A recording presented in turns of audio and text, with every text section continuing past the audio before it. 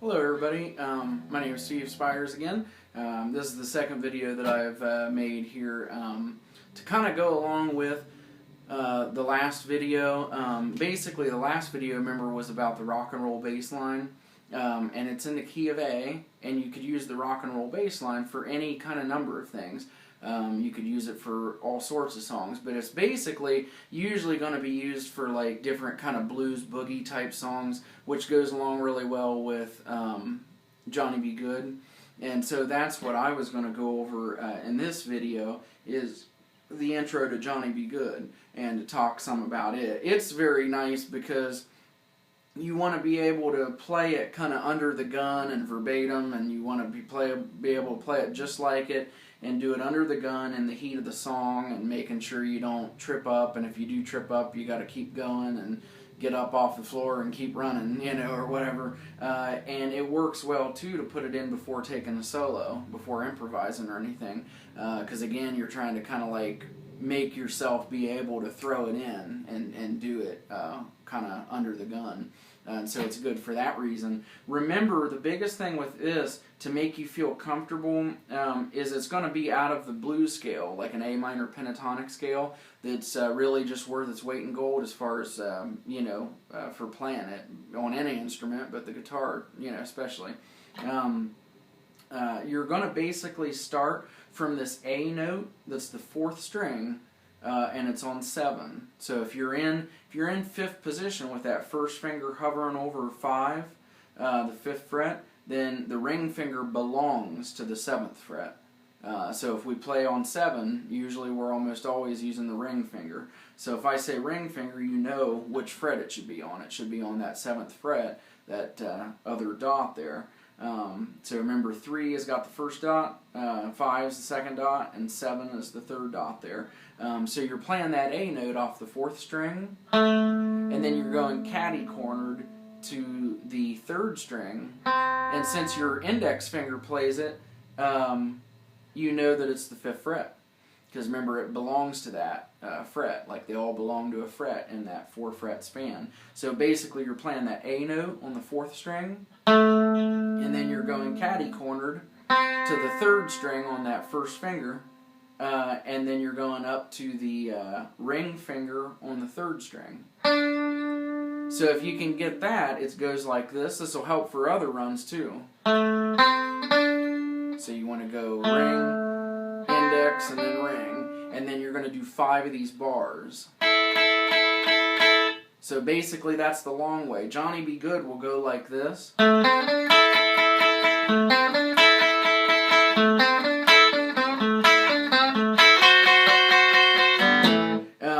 And so basically there's that long part of the intro. You do that a couple times. And then you start it out the same way this 3rd time. But then you start just doing 1 bar. And then you've got to play these notes in reverse order. So it's the same notes that you played at the beginning. It's the ring finger, but on the 3rd string this time. And then the index, same 3rd string, and then the 4th string on the ring. So remember, that's just reverse order. So it's just going 1 bar, and then that reverse order.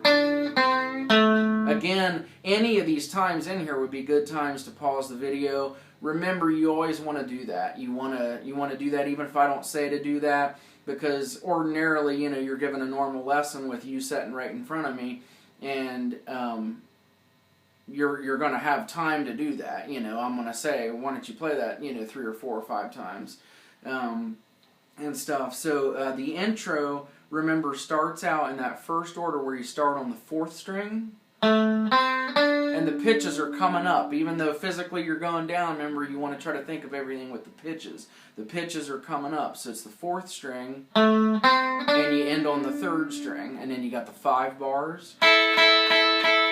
You do it again. Then you do it the 3rd time, starting out the same way, coming up, but then when you get to the bar, you just play a bar once. And then you do that reverse order. Remember, that's starting on the 3rd string and coming down. And then another bar, and coming down reverse order, and another bar, and then you do the the crazy sound. The crazy sound actually really is easier than what it seems. It's this ring finger is on the 7th fret again, remember, it belongs to that fret, and you're playing it on the 2nd string, and then you're putting the little finger on the fret it belongs to, which is the 8th fret, on the 1st string. So it's got the 2nd string and the 3rd and the 1st string. So 2nd string and then the 1st string. And you just kind of play the rest of the measure out. So it's the whole intro does that first long way twice.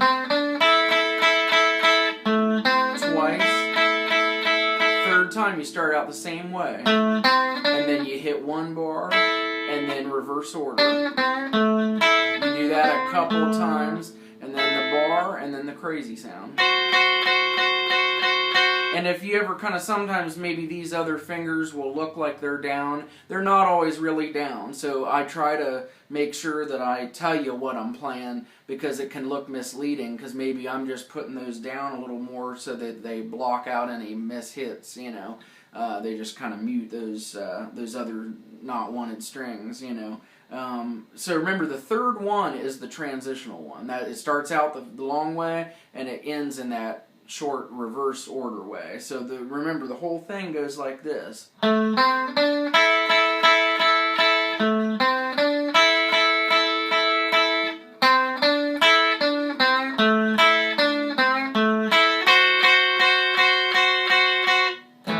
So I kind of missed one note in there, so I'll do it again.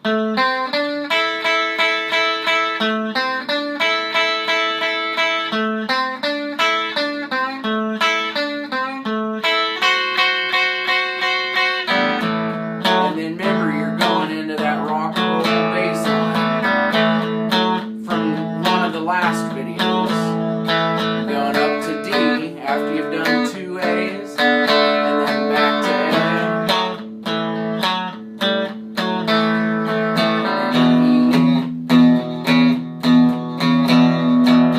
and then on A.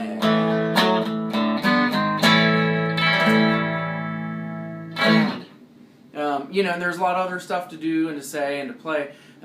But like I said, I'm just trying to make these videos, at least right now, like as much as like you're sitting right here in front of me, you know, and you can look at 1 or 2 or maybe 3 of the videos, depending on how many I have up at a time. So it's like basically you're kind of, if you're in the right level, either beginner, intermediate, or advanced, and you can kind of like keep revisiting these videos while they're on there, and it's as much like taking a lesson every week, you know, as can be. And like I said, make sure to email me, stevespires@stevespires.com, and feel free to let me know about any questions or any songs that you would like to go over or have me kind of work on and show you and help you with.